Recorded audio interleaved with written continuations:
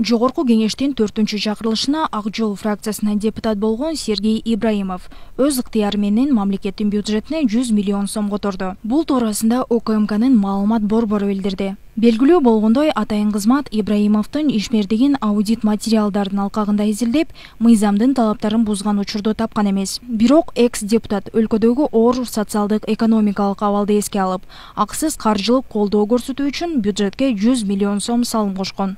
Кыргыз Республикасынын Улуттук коопсуздук мамлекеттик комитети тарабынан Кыргыз Республикасынын Жогорку кеңешинин мурдагы депутаты Сергей Ибрагимовдун компаниялар тобунда каржылык мыйзам бузууларына эсептөөнүн тууралыгы жана салык төлөмдөрүнүн убагында төлөбөгөндүгү боюнча аудит материалдарынын алкагында коммерциялык структуралардын ишмердүүлүгүнө изилдөө иштери жүргүзүлдү. Жүргүзүлгөн салыктык текшерүүнүн натыйжасында Кыргыз Республикасынын мыйзамдарынын талаптарын бузуу аныкталган жок. Анткени менен жеке булактар Ибраимов кумтөр кени боюнча козголгон кылмыш иштин алкагында суракка чакырылган. Буга Центера Голд менен 2009-жылы түзүлгөн келишим негиз болгонун билдирди. Бирок атайын кызмат бул маалыматты тастыктаган жок. Сергей Ибраимов Жогорку кеңештин 2007-2009 жылдардагы депутаты болгон. Тазабек порталынын 2017 жылдагы маалыматына ылайык, Ибраимов Кыргызстандагы эң бай 100 адамдын тизмесиндеги 9-орунду ээлеген. Ошондой эле Ибраимов Бакай банктын директорлор кеңешинин төрагасы.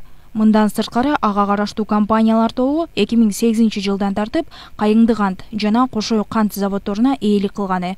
Аларга Кыргызстанга Беларустан ири өлчөмдө кумшекер ташып келүү укугу берилгендигин айтылып келет. Ал эми Адилет министрлигинин базасында Сергей Ибраимов 10дон ашык компанияларга биргелешкен негиздөөчү экени көрсөтүлгөн. 2005 жылы каттоодон өткөн Шопоков кирпич жоопкерчилиги чектелген коомунун биргелешкен негиздөөчүсү. 2007 жылы каттоодон өткөн Жилпромстрой курулуш компаниясы жоопкерчилиги чектелген коомунун биргелешкен негиздөөчүсү. 1998 жылы каттоого турган Бакай кол соода үйү жоопкерчилиги чектелген коомунун биргелешкен негиздөөчүсү. 2006 жылы каттоосун токтоткон Жамайка жоопкерчилиги чектелген коомунун биргелешкен негиздөөчүсү. 2011 жылы каттоосун токтоткон Балыкчы арак заводу жоопкерчилиги чектелген коомунун биргелешкен негиздөөчүсү. 2004 жылы каттоого турган Сианур жоопкерчилиги чектелген коомунун биргелешкен негиздөөчүсү. 2008 жылы каттоого турган ГМТ Стонус жоопкерчилиги чектелген коомунун биргелешкен негиздөөчүсү. 2009 жылы каттоого турган Айкөлдүк эл аралык кайрымдуулук фондунун биргелешкен негиздөөчүсү.